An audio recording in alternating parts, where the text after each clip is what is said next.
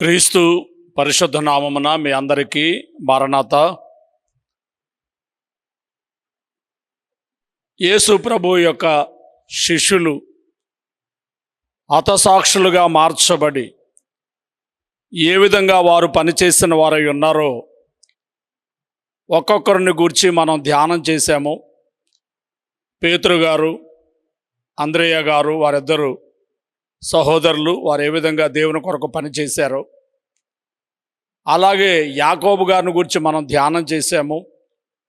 వారి సహోదరుడైనటువంటి యోహానును గూర్చి ఈరోజు ధ్యానం చేటు కొరకు సిద్ధపడుతూ ఉన్నాము. దేవునికి మహిమ కలుగును గాక. ఆమెన్.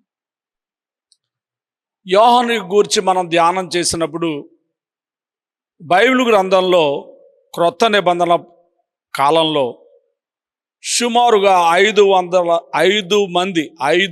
ఐదుగురు యోహానులు ఉన్నట్లుగా మనకు కనబడుచు ఉన్నది. ప్రియులారా, బాప్తిస్మం ఇచ్చే యోహాను మనకు తెలుసు. ఇదిగో లోక పాపములను మోసుకొని పోవు దేవుని గొర్రెపిల్ల అంటూ యేసుక్రీస్తు ప్రభువును గూర్చి సాక్ష్యం ఇచ్చినటువంటి దైవ సేవకుడు ఈ యొక్క బాప్తిస్మం ఇచ్చే యోహాను గారు. ఈయన ఒక యోహాను. అలాగే యేసు రొమ్మున ఆనుకున్న శిష్యుడు, యేసు ప్రేమించిన శిష్యుడు, యేసు చేత పిలువబడిన శిష్యుడు, నిన్ను మనుషులను పట్టు జాలరుగా చేస్తానని పిలువబడిన శిష్యుడు, యోహాను గ్రంథాన్ని, అలాగే యోహాను పత్రికలు 3 ప్రకటన గ్రంథాన్ని వ్రాసినటువంటి గ్రంథకర్త యోహాను గారిని మనం చూస్తాం. ఇక 3వ యోహాను ఎవరు అంటే, యోహాను అను మారు పేరు గల మార్కు సువార్త అను గ్రంథమును రాసినటువంటి జాన్ మార్క్, లేక యోహాను మార్కు అనబడేటటువంటి ఈ యొక్క యోహాను గారు. ప్రియులారా, బర్నబా గారి మేనల్లుడు అని, పేతురు గారి యొక్క శిష్యుడు అని వీరిని గూర్చి చెప్పబడుచు ఉన్నది ఈయన 3వ యోహాను గారు. అలాగే పేతురు గారికి అంద్రేయ గారి యొక్క తండ్రి ఈ యొక్క యోహాను అనేటటువంటి మాట, యోహాను యోహన్నల కుమారులు వీరిద్దరు అని మనం ఎరుగుదాము. అలాగే మనం అపోస్తుల కార్యముల గ్రంథం చూస్తే 4వ అధ్యాయంలో కుంటి భిక్షకుణ్ణి బాగు చేసిన తరువాత ఈ పేతురు యోహానులను ఏం చేయాలి అనేటటువంటి ఈ సమస్య పరిష్కారం కొరకు మరునాడు వారి అధికారులందరూ కూడా కూడుకున్నప్పుడు, పెద్దలు, శాస్త్రులు, పరిసయ్యులు కూడుకున్నప్పుడు, ప్రధాన యాజకుడు అన్నా కయప వారు కూడుకున్నప్పుడు వారి బంధువులలో ఒకరు కూడుకున్నారు. అతని పేరు అక్కడ రాయబడినది 7వ వచనంలో. వారు పేతురును 7వ వచనం 6వ వచనంలో ప్రధాన యాజకుడు అన్నయు కయపయు యోహానును అలెగ్జంద్రును ప్రధాన యాజకుల బంధువులందరూ వారితో కూడా ఉండిరి. కాబట్టి మొత్తం 5 యోహానులను మనం చూస్తున్నాము. ఇప్పుడు మనం యేసు శిష్యుడైన యోహానును గూర్చి ధ్యానం చేస్తూ ఉన్నాం. శ్రద్ధగా మీరందరూ ఆలకించండి. తండ్రి పేరు జబదయి, తల్లి పేరు సలోమి. బహుశా మరియమ్మ గారి యొక్క సహోదరి కావచ్చునని చరిత్రకారుల అభిప్రాయం. సహోదరుడు యాకోబు అనే దినమందు మనం ధ్యానం చేసినటువంటి అపోస్తలుడైనటువంటి యాకోబు, ఈ యోహాను వీరిద్దరు సహోదరులుగా ఉన్నారు. వృత్తి జాలరీ పని చేస్తారు. అలాగే సొంత పడవలు ఉన్నాయి, జీతగాండ్రు ఉన్నారు. ఆ విధంగా వారు సొంతగా వ్యాపారం చేసుకుంటూ పని చేయుచున్నటువంటి సేవకులుగా మనము వీరిని చూస్తూ ఉన్నాం. వీరు బేత్సయిదా గ్రామమునకు చెందిన వారు. యెరూషలేములో వారు యోహాను గారి నివాసం ఉంటుండేవారు. వారికి స్వంత ఇల్లు కూడా ఉన్నది. ఆ ఇంటిలోనికే నికోదేము అనేటటువంటి ఆయన కూడా రావడం, యేసుతో మాట్లాడడం, ఒకరు క్రొత్తగా జన్మించదనే కానీ పరలోక రాజ్యంలో ప్రవేశింపరని యేసుప్రభు వారు చెప్పడం, ఇవన్నీ జరిగినట్లుగా చరిత్రకారులు తెలియచేస్తూ ఉన్నారు. వీరి స్వభావం ఎలాంటిది అంటే రౌద్ర స్వభావం. అందుకే ప్రభు వీరికి ఉరిమెడివారు, బోయనర్గసు ఉరిమెడవారు అంటూ వారికి పేరు పెట్టినట్లు కూడా మనము లేఖనాలలో చూచి ఉన్నాం. ఇది వీరిని గూర్చిన పరిచయం. ఇక రెండోది ఏమిటంటే సేవా పిలుపు. యోహానును దేవుడు సేవ కొరకు పిలుచుట.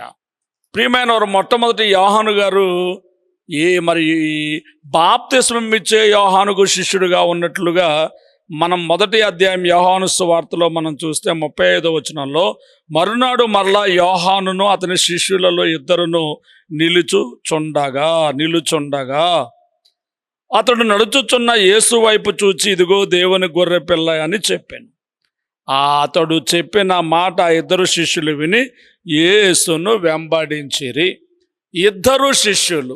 ఎవరి ఇద్దరు శిష్యులు అంటే తర్వాత మన 41వ వచనం వచ్చేసరికి 40-41 వచనాల్లో మరి ఈ ఆంద్రయ అనేటటువంటి మాట మనం చూస్తున్నాం. సీమోను పేతురు యొక్క సహోదరుడైనటువంటి ఆంద్రయ ఒకడును, అలాగే ఈ యోహాను అనేటటువంటి ఆయన ఇద్దరు కూడా ఈ బాప్తిస్మం ఇచ్చే యోహాను గారికి మొదట శిష్యులుగా ఉన్నట్లుగా మనకు కనబడుచు ఉన్నది.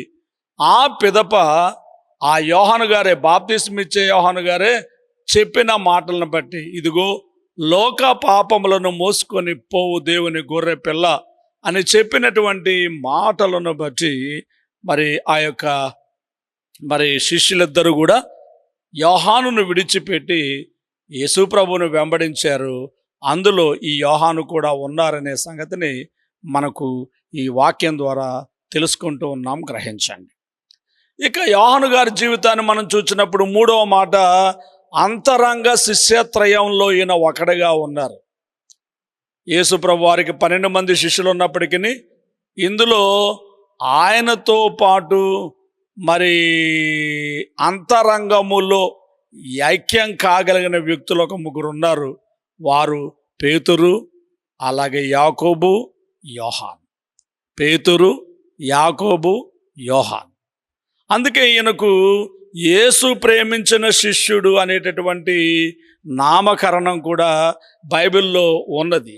ఆయన గురించి చెప్పేటప్పుడు చూడండి, యోహాను సువార్త 19వ అధ్యాయం 26వ వచనంలో, యేసు తన తల్లియు తాను ప్రేమించిన శిష్యుడును దగ్గర నిలుచుండట చూచి, తన తల్లియు తాను ప్రేమించిన శిష్యుడు.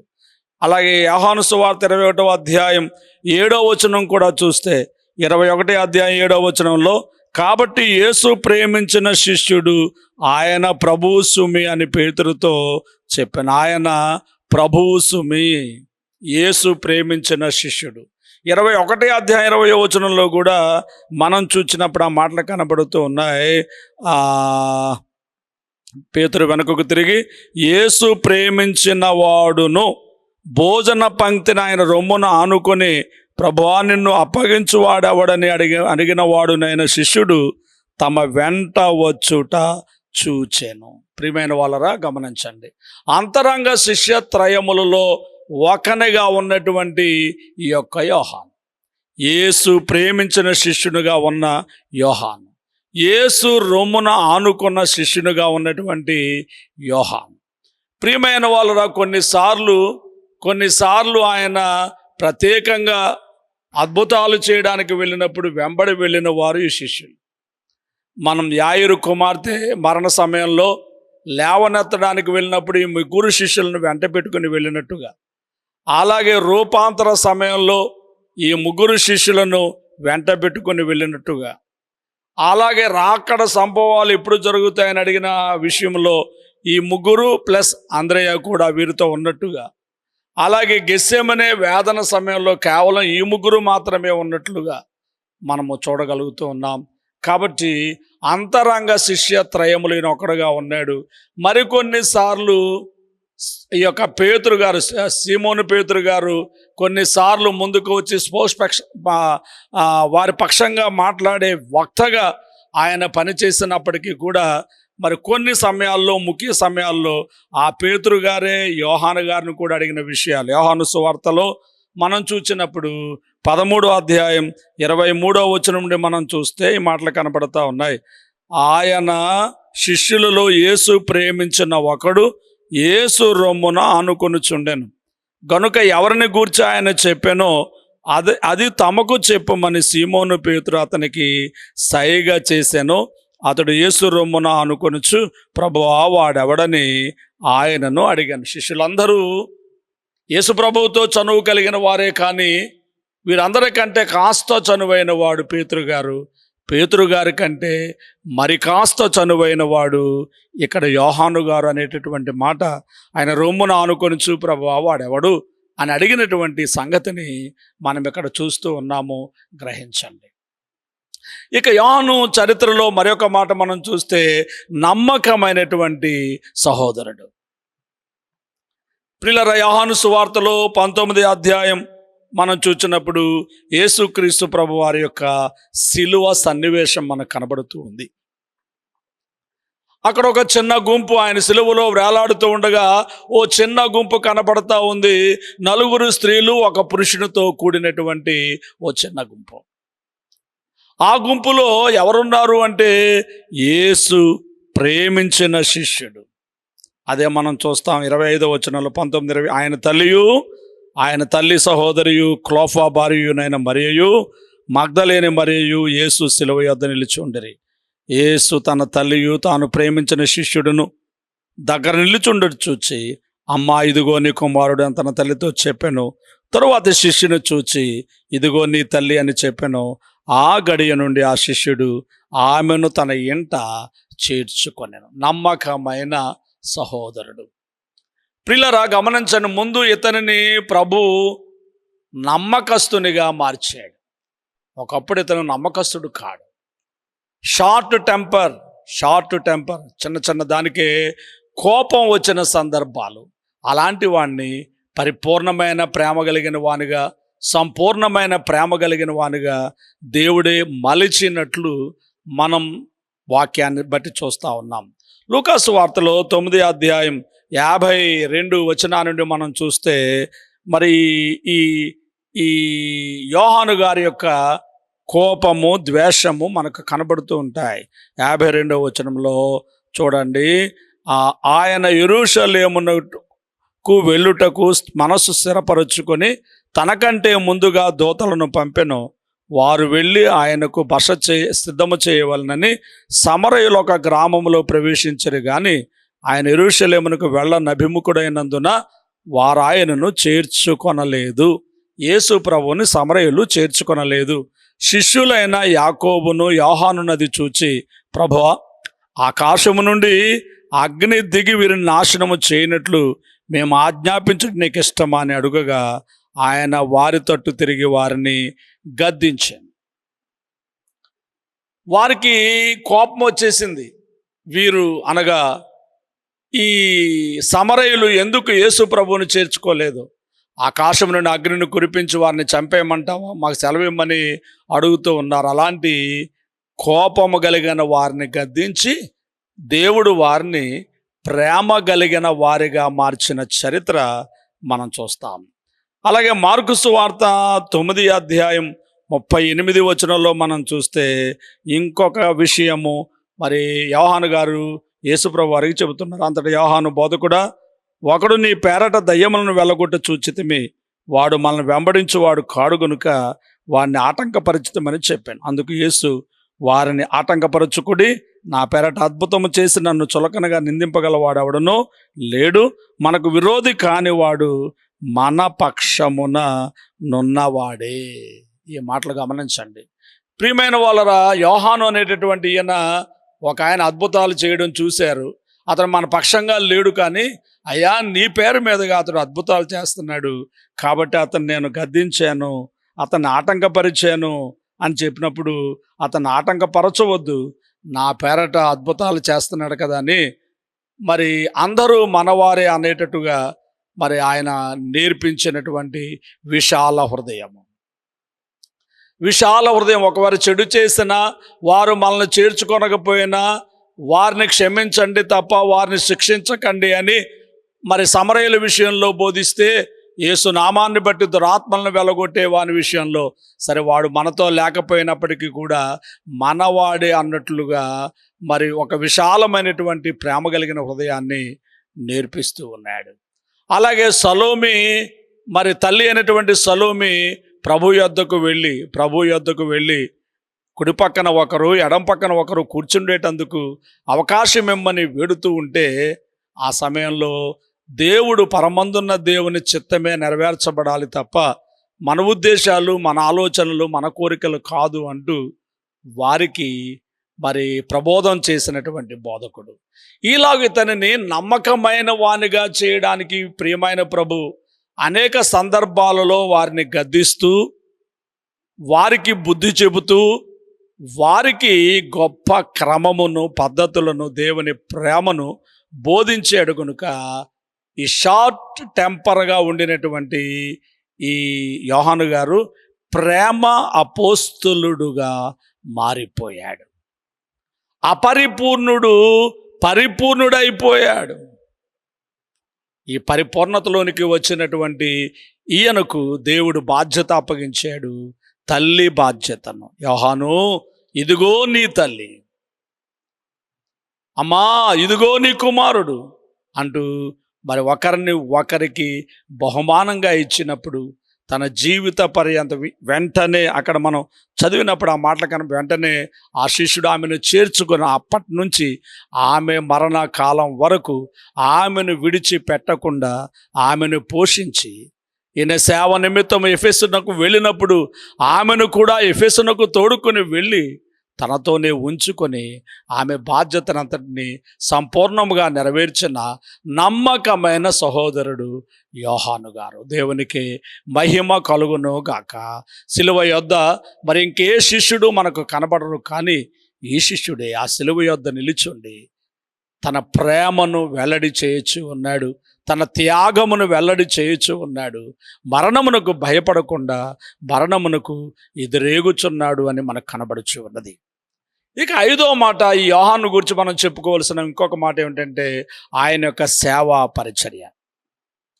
క్రీస్తు పునరుత్థాన కాలమందు, యేసు చనిపోయిన తర్వాత పునరుత్థాన కాలమందు సమాధి యొద్దకు పరిగెత్తినట్టుగాను, ఆరోహణ కాలంలో మరి ఆ తర్వాత ఆ పునరుత్థానం తర్వాత ఆయన దర్శించినట్టుగా, ఆరోహణ కాలంలో మరి అక్కడే ఉండి ఆరోహణమవుతున్న ప్రభువును చూచి అనేక సంగతులు నేర్చుకున్నట్టుగా, తరువాత ఆత్మ కొరకు కనిపెట్టే వారిలో అపోస్తుల కార్యముల్లో మనం చూసినప్పుడు ఆ మేడ గదిలో వారు కూడా ఉండినట్లుగా, ఆ పిదప ఆత్మాభిషేకమును ఆయన అందుకున్నట్లుగా అపోస్తుల కార్యములలో మనం చూస్తాం. ఆత్మ అభిషేకము పొందిన తరువాత పేతురు గారితో కలిసి ఈ యోహాను గారు సేవ చేసినట్లుగా అపోస్తుల కార్యముల గ్రంథంలో మనం చూసినప్పుడు మనకు కనబడుతూ ఉంది. అపోస్తుల కార్యముల గ్రంథం 3వ అధ్యాయం 6వ వచనం చూస్తే, పగలు 3 గంటలకు ప్రార్థనా కాలమున పేతురును యోహానును దేవాలయమునకు ఎక్కి వెళ్ళుచుండగా, పేతురును యోహానును దేవాలయమునకు ఎక్కి వెళ్ళుచున్న వీరిద్దరూ కలిసి సువార్తను ఆరంభించారు యెరూషలేములో. ప్రియమైనటువంటి వాళ్ళరా, అక్కడ ఒక అద్భుతం జరిగింది. 38 ఏండ్ల నుండి కుంటి భిక్షకునుగా ఉన్నటువంటి వ్యక్తిని వారు నడిపించారు. వారితో కలిసి ఆ యొక్క వ్యక్తి దేవాలయంలోనికి వెళ్ళాడు. అందరూ చాలా ఆశ్చర్యపోయారు. ఇది మా స్వంత బలం చేత, మా స్వంత శక్తి చేత ఏదో చేసినట్టుగా మీరందరూ ఎందుకు ఆశ్చర్యపడుతూ ఉన్నారు? మేము ఈ కార్యమును చేయలేదు. కానీ 15వ వచనంలో చెప్తున్నాడు, మీరు జీవాధిపతిని చంపితిరి, కానీ దేవుడు ఆయన మృతుల నుండి లేపినందుకు మేము సాక్షులము. ఆయన నామమందలి విశ్వాసం మూలముగా ఆయన నామమే మీరు చూచి ఎరిగి ఉన్న వీరిని బలపరిచెను. ఆయన వలన కలిగిన విశ్వాసమే మీ అందరి ఎదుట వీనికి పూర్ణ స్వస్థత కలుగ చేశాను. దేవునికి స్తుతి కలుగును గాక. ఆమెన్. ప్రియమైన వాళ్ళని, ఇంకా 4వ అధ్యాయంలో మనం చూస్తే కలిగిన స్వస్థతను బట్టి ఈ పేతురు యోహానులైన వారిని ఆ యొక్క ఆ యొక్క పెద్దలైన వారు, శాస్త్రులైన వారు, ప్రధాన యాజకులైన వారు పిలిపించి యేసు నామాన్ని బట్టి వారు మాట్లాడకూడదని 19 వచనం నుంచి 4వ అధ్యాయం, అందుకు పేతురును యోహానును వారిని చూచి, దేవుని మాట వినుట కంటే మీ మాట వినుట దేవుని దృష్టికి న్యాయమా, మీరే చెప్పుడి, మేము కన్న వాటిని విన్న వాటిని చెప్పక ఉండలేమని ఉత్తరం ఇచ్చారు. పేతురుతో కలిసి పని చేయుచున్నటువంటి యోహాను గారిని మనం ఇక్కడ చూస్తున్నాం. వారు బెదిరించి విడిచిపెట్టారు. ఆ పిదప 8వ అధ్యాయం 14వ వచనంలో సమరయలో సువార్త కొరకు 14వ వచనం, సమరయ వారు దేవుని వాక్యం అంగీకరించరని యెరూషలేములోని అపోస్తలులు విని పేతురును యోహానును వారి యొద్దకు పంపిరి. వీరు వచ్చి వారు పరిశుద్ధాత్మ పొందవలనని వారి కొరకు ప్రార్థన చేసిరి. 17వ వచనం, అప్పుడు పేతురును యోహానును వారి మీద చేతులుంచగా వారు పరిశుద్ధాత్మ పొందిరి. దేవునికి స్తుతి కలుగునుగాక. పరిశుద్ధాత్మను పొందేటట్టుగా వీరు ప్రార్థన చేసి వారి మీదకి పరిశుద్ధాత్మ కలిగేటట్టుగా కార్యం చేసినట్లు మనకు ఈ పేతురు గారి, యోహాను గారి పరిచర్య కనబడుతుంది. ఆ తర్వాత సమరయలోని అనేక గ్రామాల్లో వీరిద్దరూ కలిసి పని చేసినట్లుగా మనకు కనబడుచున్నది. పౌలు గారు ఈ యోహాను గురించి, ఆనాటి సంఘములో ముఖ్యులుగా ఉన్నటువంటి వారిని గురించి గలతీయులకు రాసిన పత్రికలో తెలియచేస్తూ ఉన్నారు. తన సేవా పరిచర్యను గురించి తెలియచేస్తూ ఆనాటి పెద్దలను గురించి ఆయన తెలియజేస్తున్నాడు. 2 అధ్యాయము 9 వచనాన్ని మనం చూస్తే, అనగా సున్నతి పొందిన వారికి అపోస్తులుడవుటకు పేతురునకు సామర్థ్యం కలగచేసిన వాడే అనే జనులకు అపోస్తులునవుటకు నాకును సామర్థ్యం కలగచేసినని వారు గ్రహించినప్పుడు ఆ స్తంభములుగా ఎంచబడిన యాకోబు, కేఫా, యోహాను అనువారు నాకు అనుగ్రహింపబడిన కృపను కనుగొని మేము అన్యజనులకు తాము సున్నతి పొందిన వారికిని అపోస్తులుగా ఉండవాలని చెప్పి తమతో పాలివారం మనుటకు సూచనగా నాకును బర్నబాకును కుడి చేతినిచ్చిరి. దేవునికి స్తుతి కలుగునుగాక. ఆనాటి సంఘంలో స్తంభాలుగా ఉండినటువంటి వారు యాకోబు. ఎవరి యాకోబు అంటే, అప్పటికే యోహాను సహోదరుడు యాకోబు చనిపోయారు. ఇప్పుడు మనం చెప్పుకునే యాకోబు ఎవరంటే, యేసు సహోదరుడుగా ఉండినటువంటి యాకోబు. ఈయన యెరూషలేములో మరి సేవలో ఉన్నాడు గనక మరి ఈయన ఒక స్తంభముగా ఉన్నాడు. కేఫా అంటే పేతురు, యోహాన్ అంటే ఇప్పుడు మనం చెప్పుకునేటటువంటి శిష్యుడు. వీరు ఘనమైనటువంటి పరిచర్యను మరి స్తంభాలుగా ఉండి జరిగిస్తున్నారని మనకు కనబడుచు ఉన్నది. సరే ప్రియమైన వాళ్ళరా, ఆ పిదప యెరూషలేములో సేవను ముగించుకున్న మీదట ఈయన మరి రష్యా, ఇరాన్, టర్కీ ప్రాంతాల్లో పనిచేశారని, అక్కడ అనేక మందికి స్వార్థ చెప్పారని, అనేక సంఘాలు కట్టి అనేక మందిని ప్రభువైపు త్రిప్పారని చరిత్ర పుస్తకాలు మనకు కనబడుతూ ఉన్నాయి. యోహాను గారు కూడా సేవలో ఒక 3 శిష్యులు ఏర్పరచబడ్డారని, పాలికార్ఫ్ అనేటటువంటి ఒక ఆయన, పాపియా అనేటటువంటి ఒక ఆయన, ఇగ్నేసియస్ అనేటటువంటి ఒక ఆయన, వీరు మరి వారికి శిష్యులుగా, యోహాను గారికి శిష్యులుగా ఉండి పనిచేశారని మనం చూస్తున్నాం. పాలికార్ప్ అనే శిష్యుడికి మరి ఇరేనియస్ అనేటువంటి మరొక శిష్యుడు ఉన్నాడు. ఇతను చరిత్రకారుడు. యోహానును గూర్చి అనేకమైన సంగతులు ఈ చరిత్రకారుడు తెలియచేసినట్లుగా మనం చూస్తున్నాం. ఎఫెసు పరిచర్యను గూర్చి మనం చూస్తే ఆది క్రైస్తవ సంఘము యొక్క ముఖ్య సేవా కేంద్రాలు కొన్ని ఉన్నాయి. అదేంటంటే యెరూషలేము ఒక ముఖ్యమైన సేవా కేంద్రం, తరువాత అంతియోకయ ఒక ముఖ్యమైన సేవా కేంద్రం, ఎఫెసు ఒక ముఖ్యమైన సేవా కేంద్రం, రోమ్ ఒక ముఖ్యమైనటువంటి సేవా కేంద్రం. సమయం బట్టి ఒక్కొక్కరిని దేవుడు ఆయా స్థలాల్లో మరి సువార్థికులుగా ఏర్పాటు చేసుకుని నడిపించారు. ఎఫెసులో యోహానును మరి ఒక బలమైనటువంటి సేవకునిగా వాడుకున్నారు. అక్కడే ఉండి ఆయన యోహాను సువార్త వ్రాసినట్లు, యోహాను పత్రికలు వ్రాసినట్లు, అలాగే యేసు తల్లి కూడా యోహానుతో పాటు అక్కడ ఉండి అక్కడే ఆమె మరణించినట్లు, అక్కడే ఆమెను సమాధి చేసినట్లు చరిత్రకారుల చరిత్రను బట్టి మనకు కనబడుచు ఉన్నది. ఇక మరి ఒక విషయాన్ని యోహాను గురించి మనం చెప్పుకోవాలంటే, ఈయన గొప్ప గ్రంథ రచయిత. యోహాను సువార్తను రాశారు, పత్రికలు 3 రాశారు, ప్రకటన గ్రంథాన్ని వ్రాశారు. పరమార్థ జ్ఞానిగా ఉండి ప్రకటన గ్రంథమును వ్రాసినటువంటి గొప్ప జ్ఞానిగా రాబో సంగతులను యోహాను సువార్తలో యేసు ప్రభువును గూర్చి యోహాను గారు ఏమని చెప్పారు అంటే, ఆయన దేవుడు.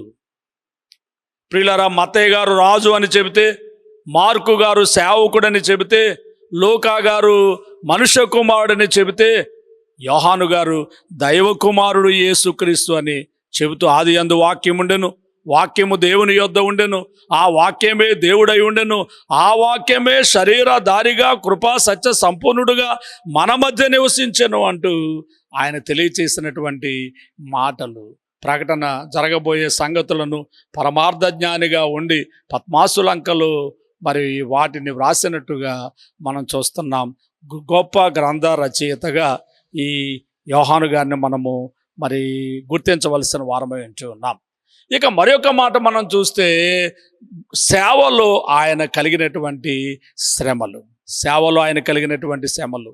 నీరో తరువాత అతి క్రూరంగా హింసించినటువంటి చక్రవర్తుల్లో డొమిషియస్ చక్రవర్తి ఒకరు. సుమారు 15 సంవత్సరాల పాటు క్రైస్తవ సంఘాన్ని క్రూరంగా ఆయన శ్రమ పెట్టారు. ఆయన కాలంలోనే యోహాను గారిని మరి ఆయన శ్రమ పెట్టినట్లుగా మనం చూస్తాం.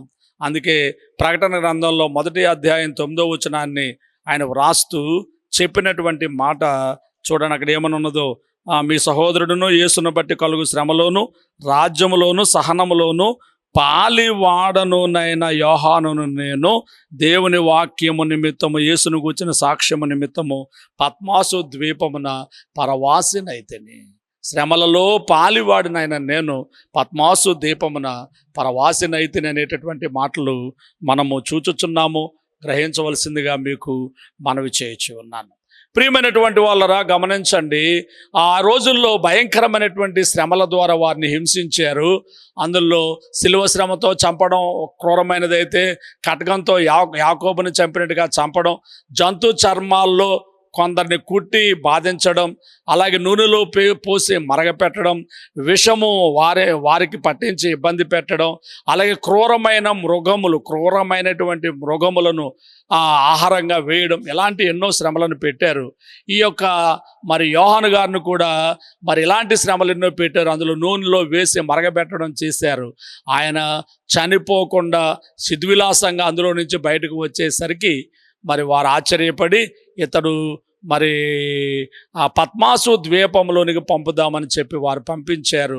పద్మాసు అంటే సముద్ర తీరంలో, సముద్ర మధ్యంలో ఒక చిన్న దీవి. అది 15 మైళ్ళ పొడవు, 9 మైళ్ళ వెడల్పుతో ఉండిన ఓ చిన్న ప్రాంతం. అక్కడకు ఆయన పంపించారు. అక్కడ ఉన్న చిన్న గుహలో కూర్చుండి మరి దేవుడు దిగిరాగా అనేకమైనటువంటి సంగతులను ఆయన వ్రాశారు. వృద్ధాప్యం వచ్చింది, ఇంతలో డొమిషియస్ పోయాడు, వేరొక చక్రవర్తి వచ్చారు. కాబట్టి క్రీస్తు శకం 96వ సంవత్సరంలో ఆయన అక్కడి నుంచి విడుదల పొంది తిరిగి ఎఫెసునకు వచ్చారని మనం చూస్తున్నాం. ఆ వృద్ధాప్య సమయంలో ఆయన్ను మంచం మీద పట్టుకుని మందిరాల్లోనికి తీసుకుని వెళ్ళేవారట. ఆ మందిరంలో ఆయన మరి చక్కగా నా చిన్న పిల్లలారా అంటూ ఆయన అనేకమైన సంగతులను బోధించినట్టుగా మరి మనం నడిచి వెళ్ళలేని పరిస్థితుల్లో కూడా మంచం మీద మోసుకొని పోయి ఆయన ద్వారా వాక్య సందేశాన్ని వింటుండేవాళ్ళు అని చరిత్రకారులు తెలియచేస్తూ ఉన్నారు. చివరకు ఆయన సహజ మరణమును పొంది అంటే మరణానికి భయపడకుండా క్రీస్తు మరణ సమయంలో ఎదురెక్కినాడు గనుక దేవుడు అతనికి మన శిష్యులలో ఇంకెవరికి సహజ మరణం రాలేదు. కానీ కేవలము ఈ యొక్క మరి దైవ సేవకునికి మాత్రమే అటువంటి సహజ మరణం వచ్చినట్లుగా మనము చూస్తూ ఉన్నాము. గమనించండి, మొదటి హతసాక్షి తన సోదరుడైనటువంటి యాకోబు అయితే చివరి వరకు ఉండి శిష్యులలో మరి సహజ మరణమును పొందిన వ్యక్తిగా యోహాను చరిత్రలో ఉన్నారు. బహుశా మరి ఆ తల్లి కోరుకున్నట్లుగా, సలోమి అనబడే ఆ తల్లి కోరుకున్నట్లుగా కొందరి అభిప్రాయం. మరి యాకోబు మరి హతసాక్షిగా మరణించి యేసు ప్రభు యొక్క కుడిపార్శ్వమున కూర్చుంటే క్రైస్తవ సంఘానికి ఎక్కువ కాలం సేవ చేసి రాకడ సంభవాలు, ఆ పిదప జరిగే విషయాలను గురించి లోకానికి బోధించి చనిపోయి ప్రభు దగ్గర ఎడమ ప్రక్కన యోహాను కూర్చుని ఉన్నాడేమో, ఆ తల్లి కోరిక నెరవేరిందేమోనని కొందరి అభిప్రాయము.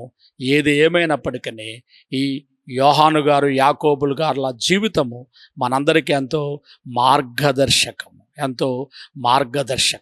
చివరిగా వీరిని గురించి మనం నేర్చుకోవాల్సిన పాఠం ఏమిటంటే, ఒక ప్రేమ లేని మనిషి, కోపిష్టి మనిషి, ఎదుటివారిని అగ్ని దించి కాల్చేద్దామని అనుకున్న మనిషి, ఎదుటివారి సువార్తను పాడు చేసినటువంటి మనిషి ఎంత గొప్పగా మారిపోయారో తాను రాసినటువంటి యోహాను సువార్త మనం చదివినప్పుడు మనకు కనబడుచు ఉన్నది. ఆయన లోకముని ఎంత ప్రేమించాడో ఆ విషయాలన్నీ మనకు కనబడుచు ఉన్నవి. మనం ఎలాగూ ప్రేమింపవలెనో కూడా ఆయన నేర్పించిన విషయాలు 13వ అధ్యాయం యోహాను సువార్త 34వ వచనంలో, మీరు ఒకరిని ఒకరు ప్రేమింపవలెనని మీకు క్రొత్త ఆజ్ఞ ఇచ్చుచున్నాను, నేను మిమ్మల్ని ప్రేమించినట్టే మీరును ఒకరిని ఒకరు ప్రేమింపవలెను. మీరు ఒకరి ఎడల ఒకరు ప్రేమ గల వారిని ఎడల దీనిని బట్టి మీరు నా శిష్యులని తెలుసుకుందరు. ప్రేమ లేకపోతే మరి మీరు దేవుని శిష్యులుగా ఉండలేరని ప్రభు చెప్పిన మాటలను బోధించుచు ఉండినటువంటి ఈ యొక్క యోహాను గారు. అలాగే మొదటి పత్రిక రాస్తూ 4వ అధ్యాయం, యోహాను రాసిన మొదటి పత్రిక 4వ అధ్యాయం 7వ వచనం నుంచి, ప్రియులారా మనం ఒకరినొకడు ప్రేమింతము, ఏలనగా ప్రేమ దేవుని మూలముగా కలుగుచున్నది. ప్రేమించు ప్రతివాడు దేవుని మూలముగా పుట్టినవాడై దేవుని ఎరుగను. దేవుడు ప్రేమస్వరూపి, ప్రేమ లేనివాడు దేవుని ఎరుగడు. మనము దేవుని ద్వారా జీవించున్నట్లు దేవుడు తన అద్వితీయ కుమారుని లోకమునకు పంపెను. దీని వలన దేవుడు మన అందించిన ప్రేమ ప్రత్యక్షపరచబడింది. మనము దేవుని ప్రేమించుతామని కాదు, తానే మనల్ని ప్రేమించి మన పాపములకు ప్రాయశ్చిత్తమై ఉన్నట్టుకు తన కుమారుని పంపెను. ఇందులో ప్రేమ ఉన్నది. 16వ వచనం కూడా, మన ఇలా దేవునికి ఉన్న ప్రేమను మనం ఎరిగిన వారమై దాన్ని నమ్ముకొని ఉన్నాము. దేవుడు ప్రేమ స్వరూపి ఉన్నాడు. ప్రేమ యందు నిలిచి ఉండువాడు దేవుని యందు నిలిచి ఉన్నాడు, దేవుడు వాని యందు నిలిచి ఉన్నాడు. దేవునికే స్తుతి కలుగును గాక. ఈ విధంగా ప్రేమ అపోస్తలుడుగా ప్రేమను గూర్చి బోధించి ప్రేమ కలిగి జీవించిన యోహాను మనకు గొప్ప మార్గదర్శి. ఇట్టి ప్రేమను మనం కూడా కలిగి సాగిపోదాం. దేవుడు మిమ్మల్ని దీవించును గాక. తండ్రి వందనములు. ఈ మాటలు బిడ్డల అంతరంగాల్లో ఫలింపు చేయండి. ఒకప్పుడు కోపిష్టిగా ఎదుటివారి నాశనం కోరుకున్నటువంటి యోహాను ప్రేమ అపోస్తలుడుగా మారి అనేక మందిని ప్రభు యొద్దకు తేవడానికి ఏ విధంగా సాధనమయ్యారో మేము కూడా ప్రేమను కలిగి ఈ ప్రేమను లోకానికి పంచి ఈ ప్రేమను మా ప్రభువా, మా తండ్రి సమాజంలో పెంచి ప్రభువా నీ కృపలో వర్ధిల్లుటకు మా అందరికి నేర్పించుము. యేసుక్రీస్తు నామములో వేడుకొనుచున్నాము తండ్రి, ఆమెన్. పరలోకమందున్న మా తండ్రి, మీ నామం పరిశుద్ధపరచబడును గాక, మీ రాజ్యం వచ్చును గాక, మీ చిత్తం పరలోకమందు నెరవేరుచున్నట్లు భూమి యందు నెరవేరును గాక. మా అనుదినారిని మాకు దయచేయము. మళ్ళీ అపరాధములు చేస్తున్న వారిని మీకు క్షమించిన ప్రకారం అపరాధాలను క్షమించుము. మమ్మను శోధనలను తేకుము, కీనును తప్పించుము. రాజ్యము, శక్తి, మహిమ నిరంతరము నీవి అయి ఉన్నవి. ఆమెన్. ప్రవేశు రక్తమునకు జయం, అపవాది క్రియలకు లయం. ప్రవేశు రక్తమునకు జయం, అపవాది క్రియలకు లయం. ప్రవేశు రక్తమునకు సంపూర్ణ విజయం, అపవాది క్రియలకు అనంతకాల నాశనం. హల్లెలూయా, హల్లెలూయా, హల్లెలూయా. స్తోత్రం, స్తోత్రం, స్తోత్రం. Amen, amen, amen. తండ్రి అయిన దేవుని ప్రేమ, రక్షకుడైన యేసుక్రీస్తు వారి యొక్క కృప, సహాయకుడుగా ఆత్మ తండ్రి అన్యోన్య సహవాసము కూడి వచ్చిన మనెల్లరకు ఆయన వెంబడించి వారందరికీ తోడై ఉండును గాక. Amen, amen, amen. మరణాత.